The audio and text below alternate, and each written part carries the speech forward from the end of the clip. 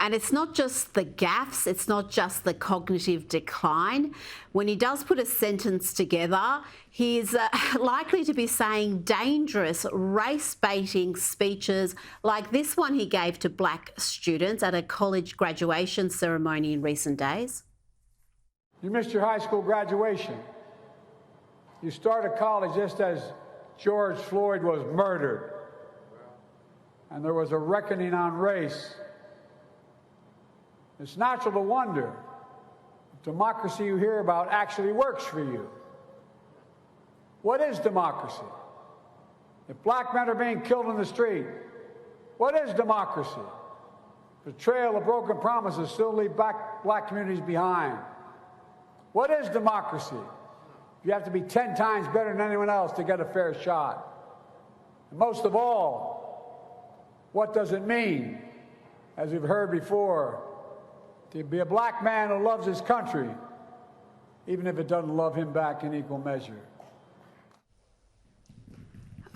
It is just an incredible speech on so many levels, not just the falsehoods, not just the race baiting, but you just wonder what the motivation behind it is. Why does he want to put that message out there? Why does he want to tell black graduates that they need to be 10 times better than non-blacks to get a fair go, that they're being murdered in the streets? Yeah, this speech was absolutely positively disgusting. I mean, talk about how a president of the United States should, in theory, try to uphold the best of the American tradition. You know, what Joe Biden should have done before he gave this speech at Morehouse College, which is historically viewed as probably the most prestigious of the HBCUs, the historically black colleges and universities in America, but he probably should have looked to some famous black Americans to see what they had to say about the American experiment, about our Constitution, about our Declaration of Independence. He should have looked to people like Martin Luther King, who spoke wondrously of the Constitution and the Declaration of Independence. He should have looked at Frederick Douglass back in the 19th century, the great slavery abolitionist, who spoke wonderfully about the Declaration of Independence and how this country was founded, that is, America was founded in a noble and just way for a noble and righteous and just cause. And you know, just to bring some kind of empirical teeth to it, Rita, as well, this notion that black men and women in America in the year 2024 have to work 10 times harder to make it. Are you kidding me? Since the Civil Rights Act of 1964, there has not been de jure under law state racism in America. In fact, the last vestige of actual racism was affirmative action, which the Supreme Court thankfully and mercifully held as unconstitutional last summer. That was against whites, Asians, Christians, and various other groups, not against blacks. So this was a disgusting race-baiting speech, but it speaks volumes about the situation that Democrats find themselves in when it comes to trying to lock up the black vote. They are petrified of young black men in particular, basically the people that were right there in the Morehouse College audience. They are, and if they think the way to appeal to them and to bring them back in is to indulge in this sort of racial politics, this bigotry of low expectations, they're on the wrong track. But this is all they know, and that's what they're going back to.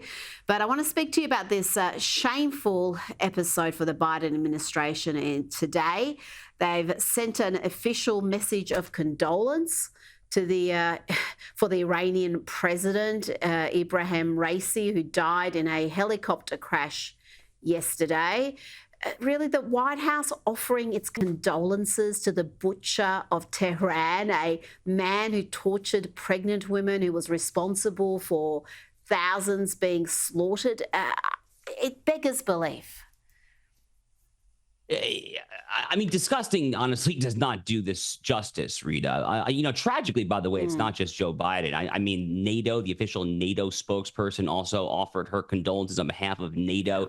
There were many European Union, EU countries that did the same thing. But, you know, for the United States in particular, it really is kind of above and beyond disgusting. I mean, this is a regime, the theocracy, the malocracy in Tehran that's existed since 1979. This is a regime that quite literally chants death to America in the streets. They chant death to America in their legislature there. And, just to kind of underscore how absurd this situation is, it's not just that they want to kill Americans and kill America. They do. The Iranian regime has the blood of hundreds and hundreds of Americans on their hand from their roadside IEDs that exploded during the war in Iraq.